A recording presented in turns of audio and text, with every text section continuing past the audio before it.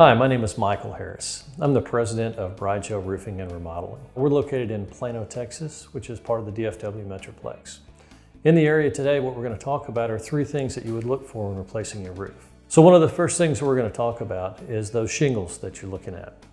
Most people just look up at the roof. They don't really think about a roof until water starts coming in or someone knocks on the door and tells them that they're doing roofs in the neighborhood. So what I want to look at is these types of shingles that we have. We have the impact resistant shingles, we have designer shingles, and then we have just a standard style. So when you're looking at a roof, probably the most important thing in the DFW area is possibly looking at a Class 4 shingle. Now these cost a little bit more money, but they're worth it if another hailstorm comes along. So generally I always tell people that nickel size, quarter size hailstorms, you don't have to worry about replacing your roof. Once you get to a little bit larger, it can start actually doing damage to a Class 4 shingle. But the manufacturer's warranty is going to be important for that, for you to read up and see which one best fits your area. The next thing is a designer shingle. These don't usually have an impact resistance, but they look good. Those you can think about, but again, in the DFW area, we tend to lean towards those impact resistant shingles.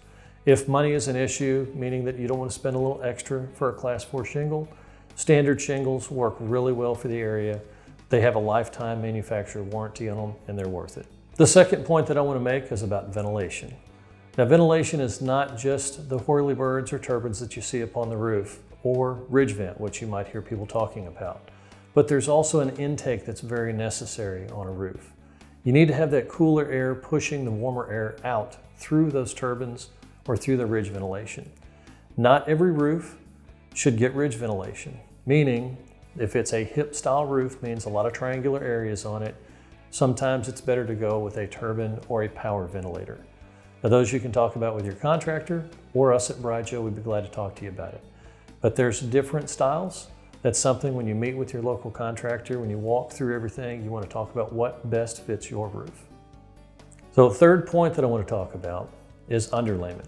There's several types. There's synthetic felts. There's the typical black paper felt that you see that's been around for years. And there's also an underlayment which is known as ice and water shield. All of these are critical for a roof to last its life.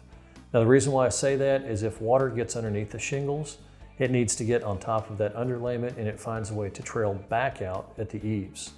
Ice and water shield is very important around flashings, chimneys, skylights, and valleys.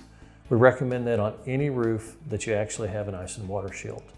Underlayment is very important. You do not want to leave the old underlayment there.